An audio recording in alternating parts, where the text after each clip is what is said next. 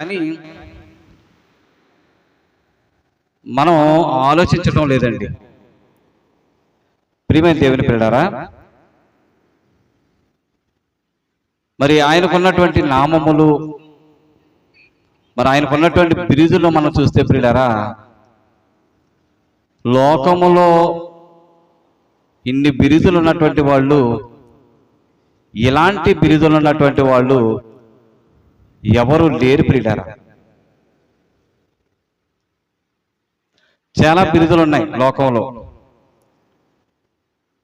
చాలా పురస్కారాలు పొందిన వాళ్ళు ఉన్నారు. కానీ మన ప్రభువును గురించినటువంటి ఈ బిరుదులు, ఆయనకు పెట్టబడినటువంటి నామములు ఏవైతే ఉన్నాయో ఇవి ఎవ్వరికీ లేనివి అనేటువంటి విషయాన్ని మనం గుర్తెరగాలి ప్రియులారా. ఒక మాట చదువుతాం, యెషయా గ్రంథము 7వ అధ్యాయం 14వ వచనం. యెషయా గ్రంథము 7వ అధ్యాయము 14వ వచనం. యెషయా గ్రంథము 7వ అధ్యాయం 14వ వచనం.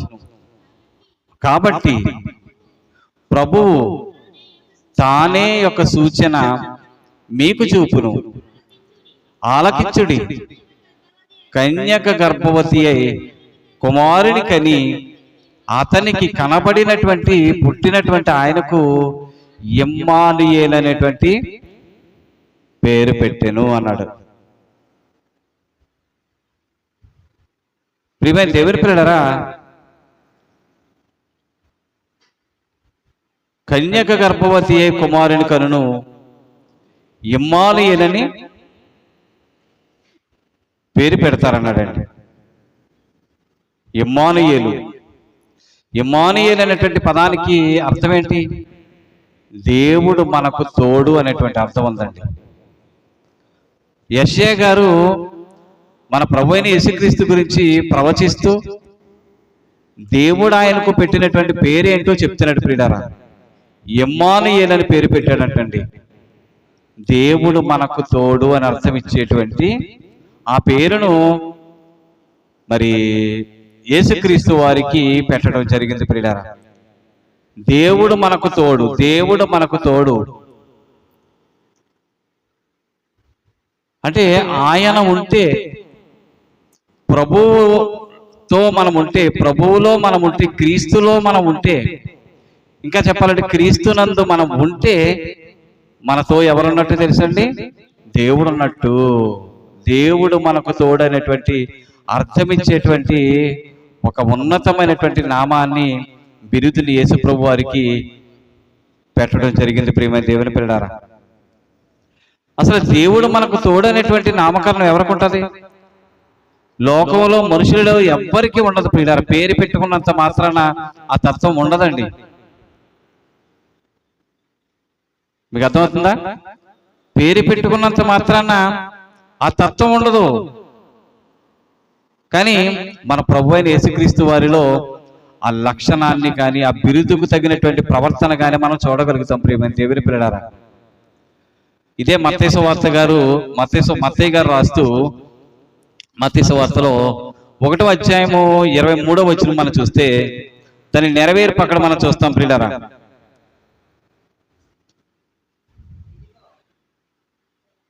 మత్తయి సువార్త 1వ అధ్యాయము 23వ వచనంలో మనము దీని యొక్క నెరవేర్పు, ఈ వచ్చిన నెరవేర్పు మనం చూస్తాం ప్రియులారా. తన ప్రవక్త ద్వారా పలకబడిన మాట నెరవేరునట్లు ఇదంతా జరిగిందటండి. చూసారా? ప్రవక్త చెప్పిన మాట నెరవేరినట్లు ఇదంతా జరిగిందట. ప్రవక్త చెబితే అది నెరవేరుతుంది ఖచ్చితంగా. ప్రవక్త అబద్ధాలు చెప్పడు ప్రియులారా. ప్రవక్త అబద్ధాలు చెప్పడు. ప్రవక్తలు చెప్పినవి నెరవేరాయి ప్రియులారా. నెరవేరేటట్టు చేశాడు దేవుడు. నెరవేరాయి. అర్థమైందా? ప్రవక్త మాట అంటే అది ఖచ్చితంగా నెరవేరి తీరుతుంది. ప్రియమైన దేవుని పిల్లారా, ఇది నిజంగా నెరవేరిందా? యెషయా 7:14లో వ్రాయబడినటువంటి ఈ ప్రవచనం నెరవేర్పును మనం ఎక్కడ చూస్తున్నాం? మత్తయి సువార్త 1:23 మనం చూస్తున్నాం. ప్రియమైన దేవుని పిల్లలారా, ఇక్కడ కూడా ఏమన్నాడు? ఇమ్మానుయేలు అనేటువంటి మాటకు భాషాంతరమున దేవుడు మనకు తోడు. అది చూసారా, దేవుడు మనకు తోడయ్యుండెను అని అర్థం అంటండి. దేవుడు మనకు తోడని అర్థం. దేవుడు మనకు తోడు, దేవుడు మనకు తోడు. ఇమ్మానుయేలు అనేటువంటి పదానికి అర్థం ఏంటి? దేవుడు మనకు తోడు. అలాంటి బిరుదాంకితుడు మన ప్రభువైన యేసుక్రీస్తు వారండి. యేసుక్రీస్తునందు మనముంటే మనతో దేవుడు ఉన్నాడు. ఆయన మాట్లాడుతున్నటువంటి మాటల్లో ప్రియులారా మనం చూస్తేనండి, నన్ను చూచిన వాడు తండ్రిని చూస్తున్నాడు. ఆయనలో ఎవరున్నారు? తండ్రి ఉన్నాడు.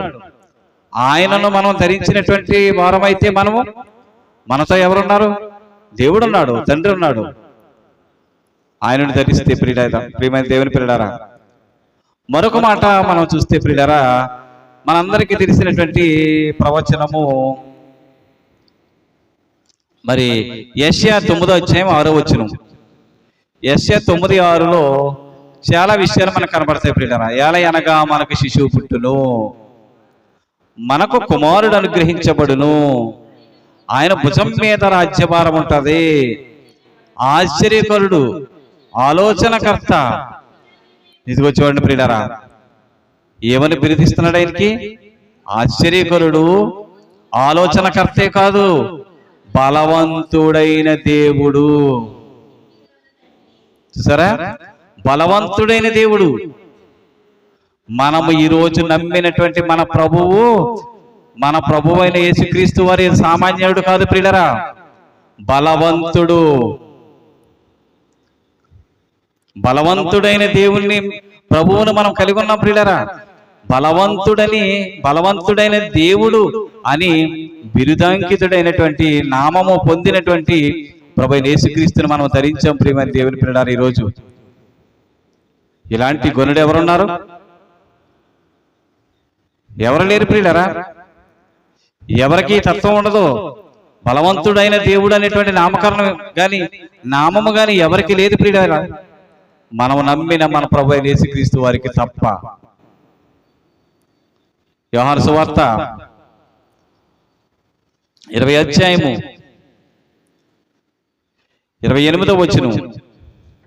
యోహాను సువార్త 20:28.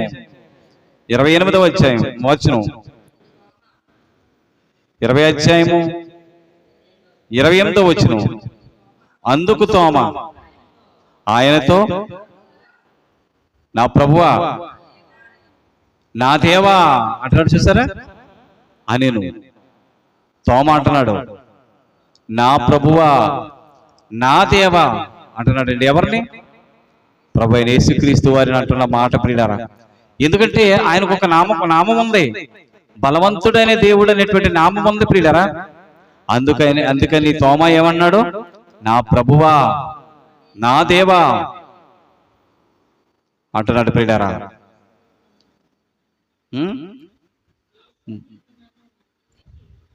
రైట్, నా ప్రభువా, నా దేవా అంటున్నాడు. మృతులలో నుండి లేచిన తరువాత నిజంగా ఆయన బలవంతుడు. ఎలా బలవంతుడో అర్థమైందండి వాళ్ళకి. మీకు అర్థమైందా? అర్థం చేసుకోండి ప్రియులారా. యేసుక్రీస్తు వారు మృతులలో నుండి లేచాడు, పునరుత్థానుడయ్యాడు, నూతన జీవం మనకిచ్చాడు. ఇది ఎంత గొప్పదో ప్రియులారా. వాళ్ళు తిరిగి లేచి ఆయన బలం ఎంత గొప్పదో.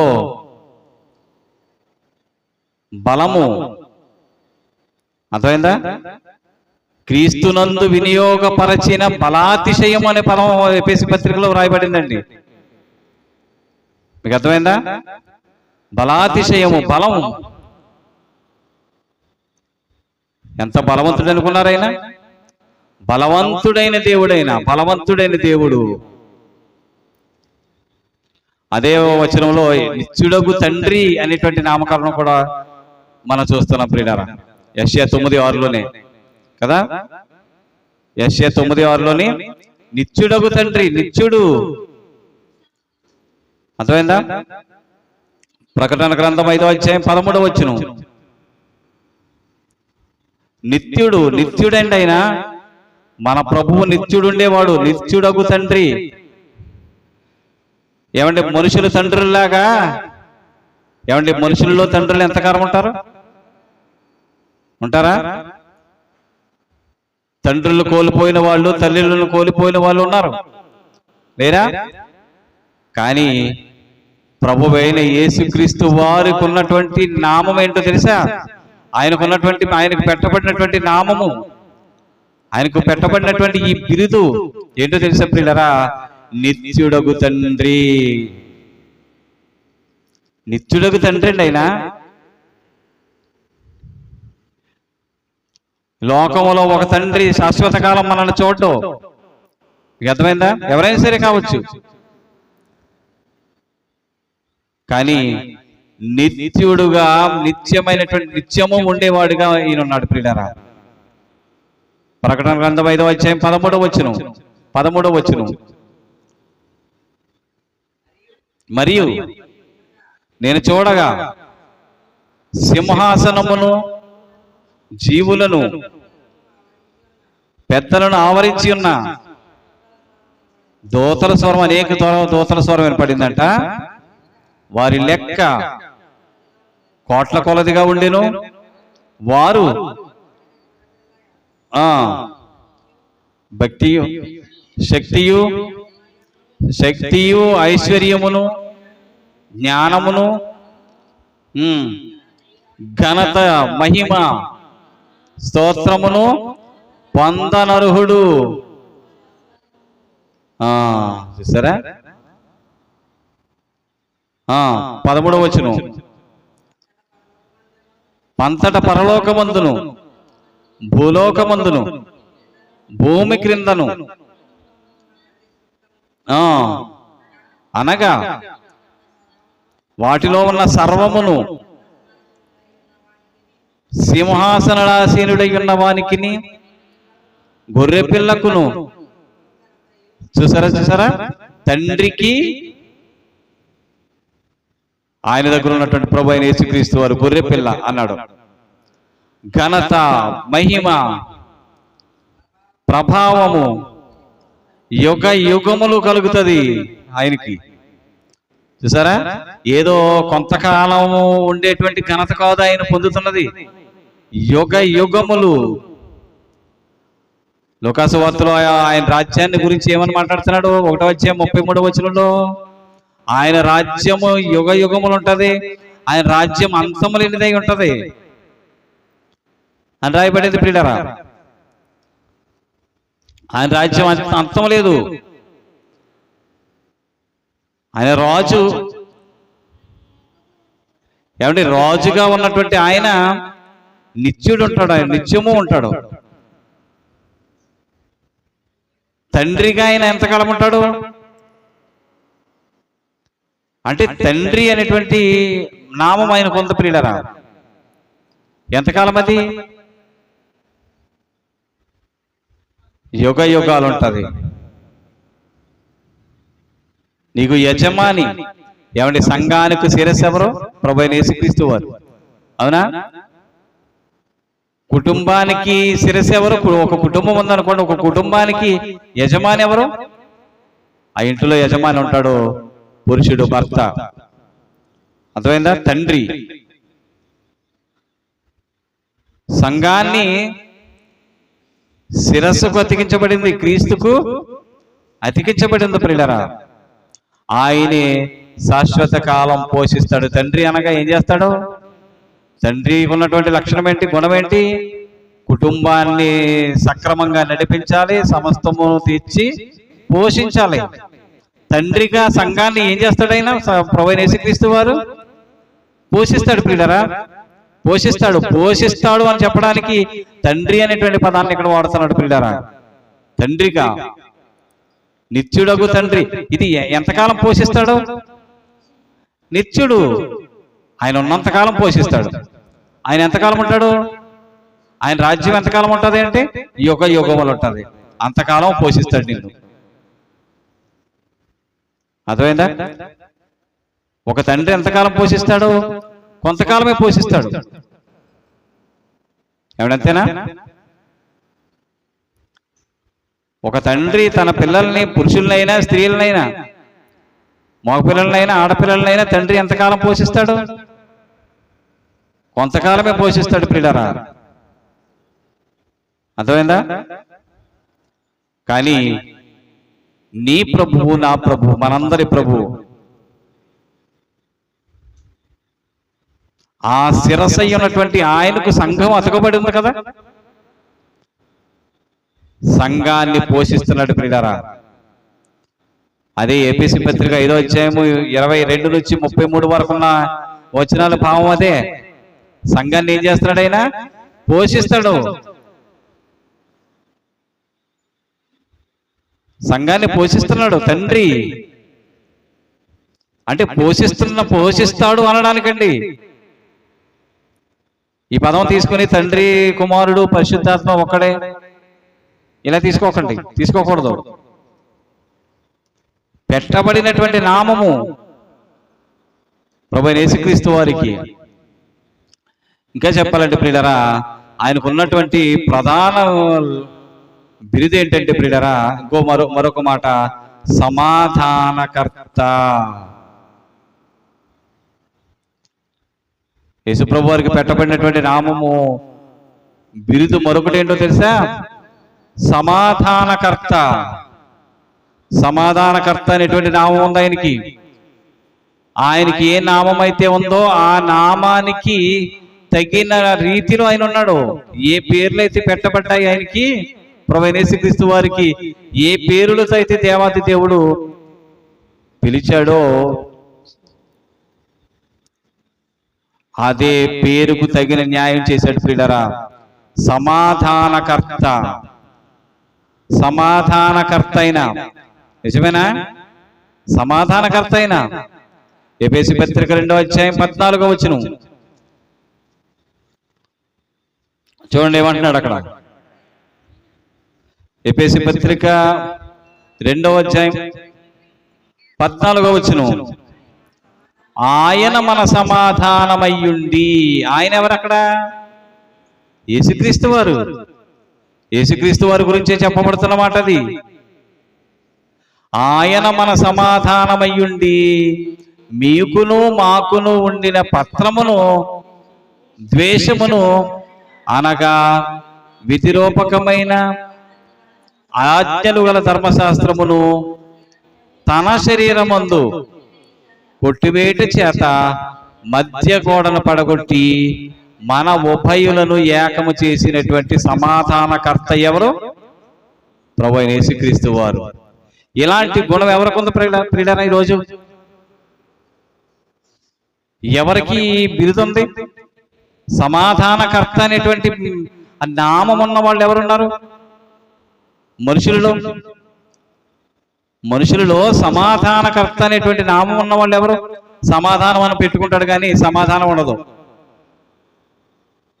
మీకు అర్థమైందా? సమాధానం పడటం అనేటువంటి ఆ లక్షణం వాళ్ళలో ఉండదు ప్రియులారా. సమాధానం అని పేరు పెట్టుకుంటారంటే, కానీ ప్రియులారా సమాధానకర్త అనేటువంటి నామము యేసుప్రభు వారికి ఉంది. తగిన ప్రవర్తన కూడా, తగిన రీతిగా కూడా ఆయన ఉన్నాడు.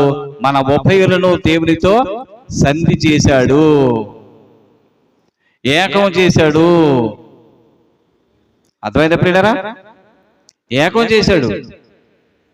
ప్రభువైన యేసుక్రీస్తు వారు మనందరినీ తీసుకెళ్లి తండ్రితో సమాధానపరిచినటువంటి మన ప్రభువైన యేసుక్రీస్తు వారు సమాధానకర్త అండి.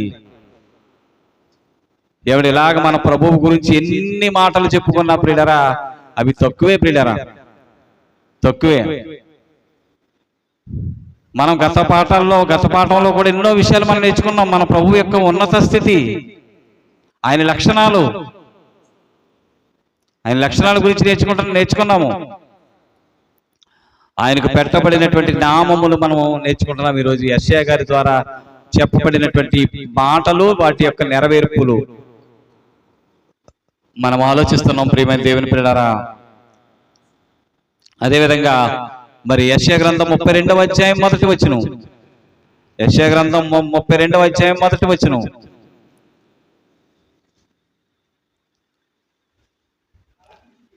ఆలకించుడి, రాజు నీతిని బట్టి రాజ్య పరిపాలన చేస్తాడు.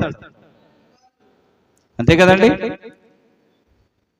ఆలోచించండి పిల్లరా, నీతి గల రాజు మన ప్రభువు. మన ప్రభు ఎలాంటి వాడు అనుకున్నారు? నీతిని జరిగించేవాడు, నీతిమంతుడు.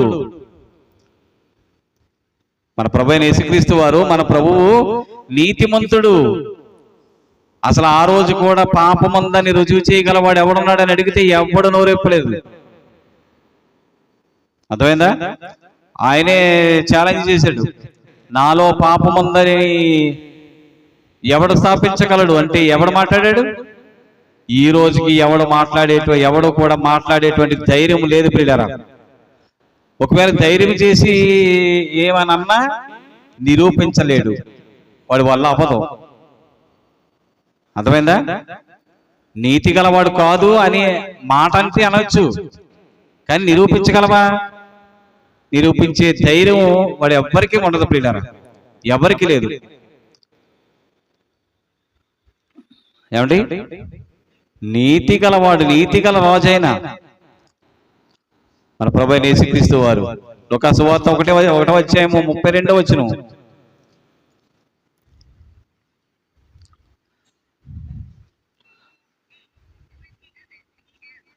లూకా సువార్త 1వ అధ్యాయం 32వ వచనం. ఆయన గొప్పవాడే సర్వోన్నతుని కుమారుడు అనబడును.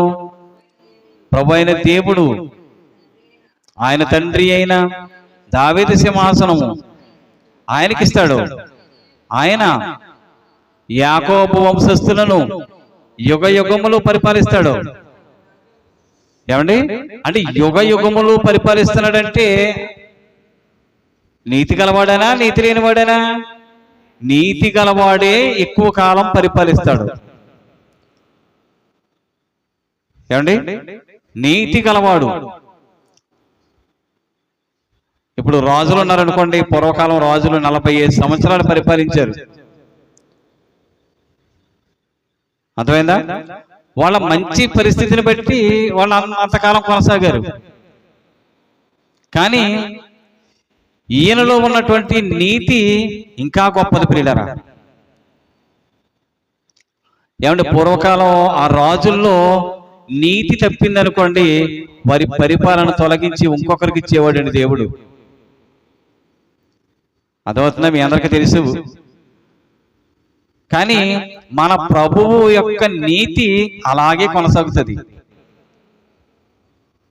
ఏమండి? కొంతకాలం ఉండిపోయేటువంటి నీతి కొదైంది. అర్థమైంది ప్రియులారా?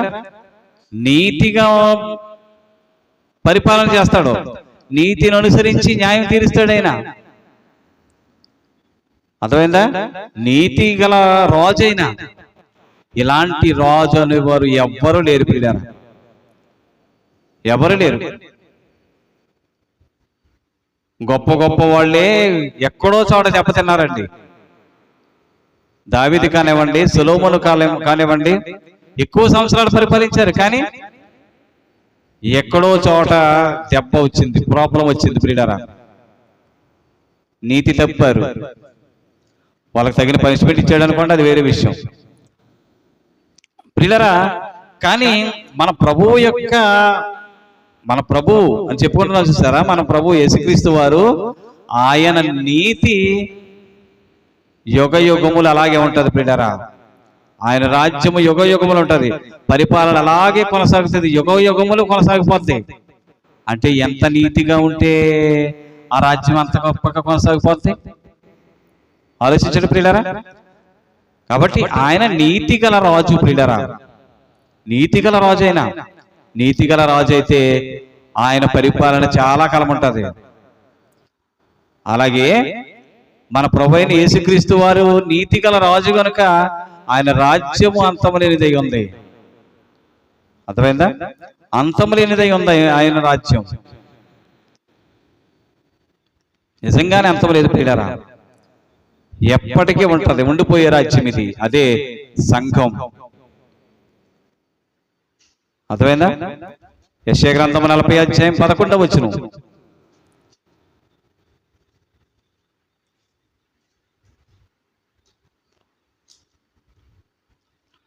యెషయా గ్రంథము 40 అధ్యాయం 11వ వచనం చూడండి ప్రియులారా. గొర్రెల కాపరి వలె,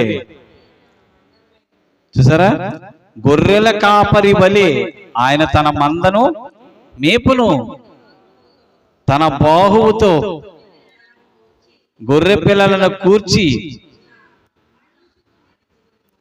అది రొమ్ము నానించుకుని మోస్తాడంటండి. పాలిచ్చి వాటిని చూసారా, ఆయన మెల్లగా నడిపిస్తాడంట. ఆలోచించండి ప్రియమైన దేవుని పిల్లల, కాపరిగా ఉండి ఆయన ఏం చేస్తాడు? కాపరి వలె ఏం చేస్తాడంట? ఆయన మందను మేపుతాడు. ఇదే యేసుప్రభు వారు కూడా చెప్పారండి. లూకాసు మార్కు సువార్తలో ప్రస్తావించబడింది ప్రియులారా. ఏమండి? యోహాను సువార్తలో, యోహాను సువార్త కదా, యోహాను సువార్త 10వ అధ్యాయం, యోహాను సువార్త 10వ అధ్యాయం 11వ వచనం. ఈ అధ్యాయం అంతా కూడా కాపరి అనే పదం ఎక్కువగా వాడబడింది ప్రియులారా. యోహాను సువార్త 10వ అధ్యాయం అంతా కూడా కాపరి అని మనం చూస్తాం. ఇక్కడ ఏమన్నాడు చూడండి, నేను గొర్రెలకు మంచి కాపరిని. మంచి కాపరి గొర్రెల కొరకు తన ప్రాణం పెడతాడు. నిజంగానే ఆయన ఏం చేశాడు? తన గొర్రెల కొరకు ప్రాణం పెట్టడానికి వచ్చాడు ప్రియులారా. మంచి కాపరైన, దోచుకునేవాడు కాదు. అర్థమైందా? దోచుకునే కాపరి కాదు ప్రియులారా, మంచి కాపరి, మంచిగా మేపేటువంటి కాపరి ప్రియులారైన మన ప్రభువైన యేసుక్రీస్తు వారు. అర్థమైందా? ఆ కాపరి చేతుల క్రింద మనం ఉన్నాం ఈరోజు. నిజమేనా? ఆయన క్రింద మేపబడితే అది మంచిది ప్రియులారా. ఆయన ఎలా మేపుతాడు అనుకున్నారు? ఆయన ఎలా మేపుతాడు? యెషయా గారు చెప్పారు కదండి, మంచి కాపరి. అయినా 40 అధ్యాయం 11 వచనం ఎలా మేపుతున్నాడు చూడండి. ఆయన ఎంత క్రమం. యెషయా 40:11 వచనం ఇందాక చదువుతున్నాం కదా. గొర్రెల కాపరి వలె మందన మేపుతాడు. తన బాహువుతో, తన చేతితో గొర్రెలను కూరుస్తాడు. రొమ్మున ఆంచుకుంటాడు. అంటే రొమ్మున ఆంచుకుంటాడంటే ఏంటి? అంత జాగ్రత్తగా చూస్తాడు. పాలిచ్చే వాటిని ఎలా మేపాలో, మామూలుగా ఉన్నటువంటి వాటిని గొర్రెల్ని ఎలా మేపాలో ఆయనకు బాగా తెలుసు. అర్థమైందా? వాటిని ఎలా మేపాలో, వీటిని ఎలా మేపాలో ఆయనకు బాగా తెలుసు. పాలిచ్చేటువంటి గొర్రె పిల్లల్ని మెల్లగా నడిపిస్తాడంట. చూసారా, కాపరికి ఉన్నటువంటి లక్షణాలు ఇవి. మన ప్రభువైన యేసుక్రీస్తు వారు నిజమైన కాపరి, మంచి కాపరి. అర్థమైందా? మంచి కాపరి అనేటువంటి నామం ఉందండి ఆయనకి. అర్థమైందా? యోహాను సువార్తలో కూడా ఇది మనం ప్రస్తావించినటువంటి ఈ విషయాన్ని మనం చూస్తున్నామండి.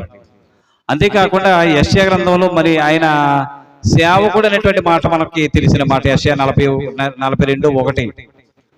ఇక టైం చాలా అయిపోతుంది. ప్రియమైన దేవుని ప్రియులారా, సేవకుడు అనేటువంటి మాట కూడా ప్రస్తావించబడింది ప్రియులారా. యెషయా 42:1. ఇదిగో నేను ఆదుకొను నా సేవకుడు. అది చాలండి. నా సేవకుడు. సేవకుడు అంటే ఎలాగుంటాడో ఖచ్చితంగా చూపించినటువంటి మహనీయుడు మన ప్రభువైన యేసుక్రీస్తు వారండి. అర్థమైందా? మినిస్టర్, సేవకుడు అంటే ఎలాగుంటాడో రుజువు చేసి చూపించిన వాడండి మన ప్రభు అయిన యేసుక్రీస్తు వారు తన జీవితంలో. అర్థమైందా? మంచి పరిచర్య చేశాడండి ప్రభు అయిన యేసుక్రీస్తు వారు. మనుష్య కుమారుడు పరిచర్య చేయించుకోవటానికి రాలేదు. ఏమని రాయబడింది ఆయన గురించి? మనుష్య కుమారుడు పరిచర్య చేయించుకోవటానికి రాలేదు, చేయడానికి వచ్చాడు. చేశాడా? చేశాడు ప్రియులారా. శిష్యుల పాదాలు కడిగినటువంటి వాడు.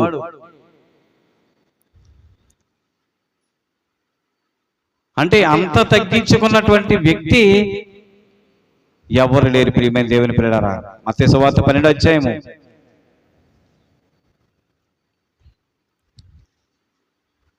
మత్తయి సువార్త 12వ అధ్యాయము ముగిస్తానండి. మత్తయి సువార్త 12వ అధ్యాయం 17-18 వచనాలు. ప్రవక్త అయిన యెషయా ద్వారా చెప్పినది నెరవేరునట్లు అలాగూ జరిగెను. అదేమనగా, చూడండి ఇక్కడ ఏమన్నాడు? యెషయా గారు 42వ అధ్యాయంలో ఏమైతే ప్రస్తావించాడో అదే ఇక్కడ జరుగుతుంది. ఈయన నా సేవకుడు, ఈయనను నేను ఏర్పరచుకుంటుని, ఈయన నా ప్రాణమునకు ఇష్టడై ఉన్నాడు, ఈయన మీద నా ఆత్మనుంచేదను, ఈయన అన్యజనులకు, చూసారా ప్రియులారా, ఈయన అన్యజనులకు న్యాయ విధిని ప్రచురం చేస్తాడో.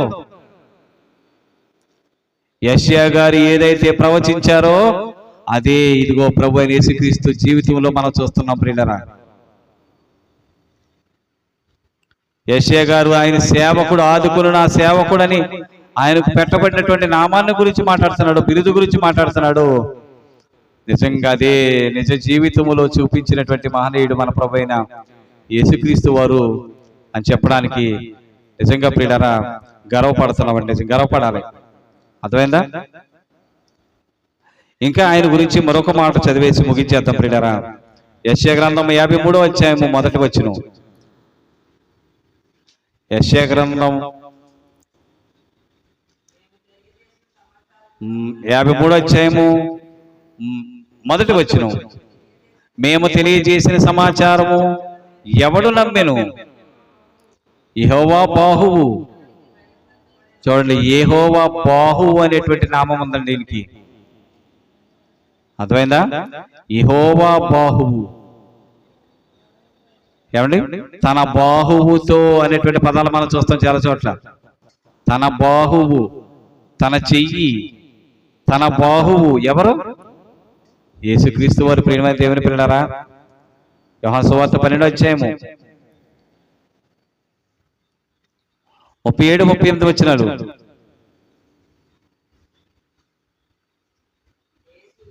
యేసు ఈ మాటలు చెప్పి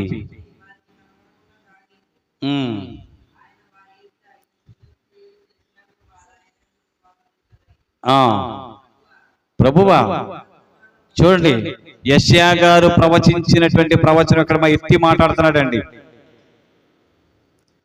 యెషయా గారు ప్రవచించినటువంటి ప్రవచనం ఎత్తి మాట్లాడుతున్నాడు. ఆయన ఎన్ని సూచక్రియలు చేసినా ఆయన్ని విశ్వసించలేదంట. నిజంగా యెహోవా బాహువు ఎవరికి బయలుపరచబడింది?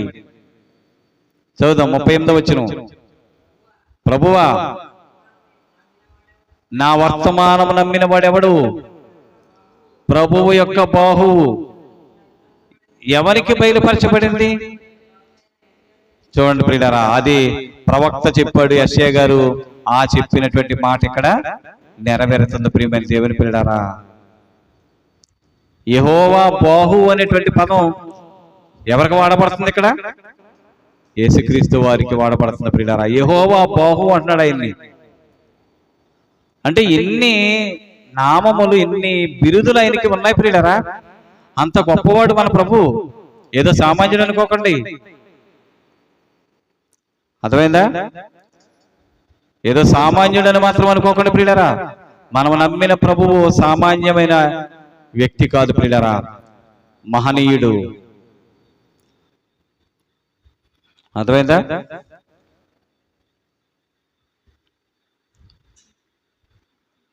అంతేకాకుండా అభిషేకింపబడిన వాడు అనేటువంటి పేరు కూడా ఉందండి ఆయనకి. అభిషేకింపబడినటువంటి బోధకుడు అనేటువంటి పేరు ఉంది ప్రియులారా. అర్థమైందా? యెషయా గ్రంథం 61వ అధ్యాయము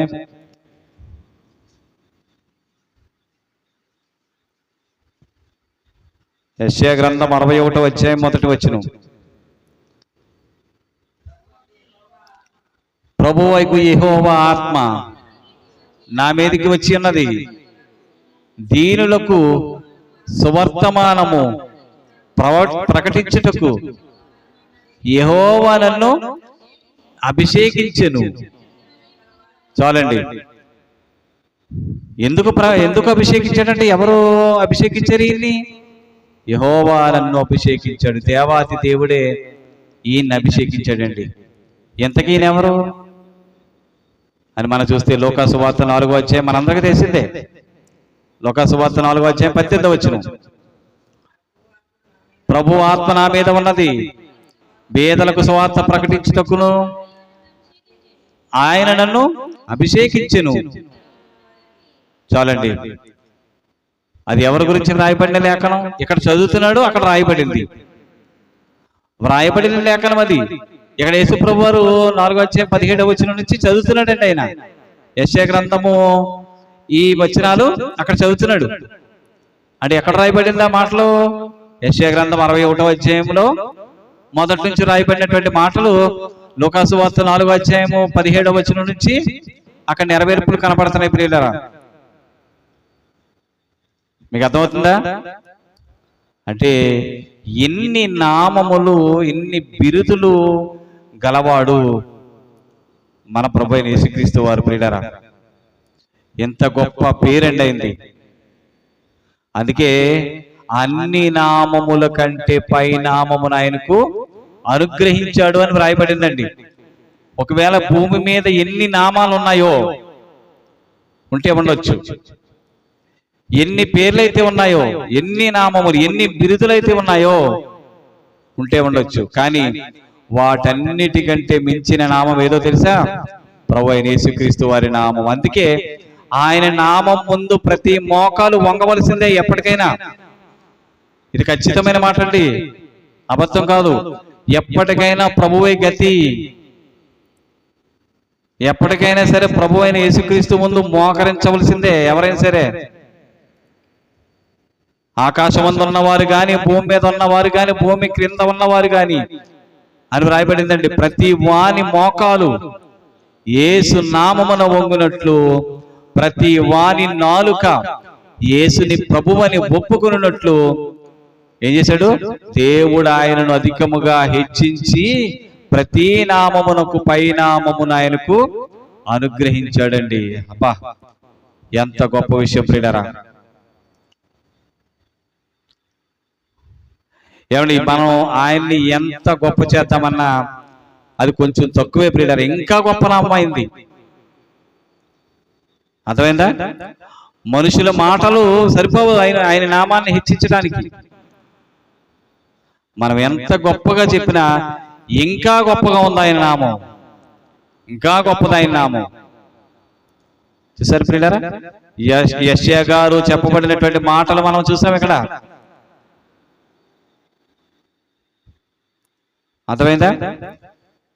బలవంతుడైన దేవుడు అన్నాడు, నిత్యులకు తండ్రి అన్నాడు, సమాధానకర్త అన్నాడు, నీతిగల రాజు అన్నాడు ఆయన్ని. అర్థమైందా? సేవకుడు అంటున్నాడు. అర్థమైందా ప్రియులారా? యెహోవా బాహు అంటున్నాడు ఆయన గురించి.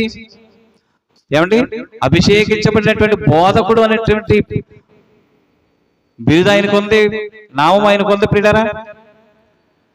ఇలా యెషయా గారు ఎంత ఉన్నతమైనటువంటి పదాలతో, ఎంత ఉన్నతమైనటువంటి మాటలతో, నిజంగా దేవుని యొక్క మరి పరిశుద్ధాత్మ ప్రేరణతో వ్రాయబడ్డాయి ప్రియులారా. ఈ మాటలు చదువుతుంటే నిజంగా ఆయన నామం ఎంత గొప్పదో నిజంగా మనకు అనిపిస్తుంది ప్రియులారా. అనిపించాలి, అందరికీ కూడా అనిపించాలి. నిజంగా ప్రభువైన యేసుక్రీస్తు వారి నామము ఎంత ఉన్నతమైనది అనేది మనిషిగా బ్రతుకుతున్నటువంటి ప్రతి వ్యక్తికి అర్థం కావాలి ప్రియులారా. ఆలోచించండి ప్రియమైన దేవుని పిల్లలారా. ప్రభువు లేకపోతే మనకు రక్షణ లేదు. ప్రభువు లేకపోతే మనము దేవుని పిల్లల అయ్యేటువంటి అర్హత లేదు ప్రియులారా.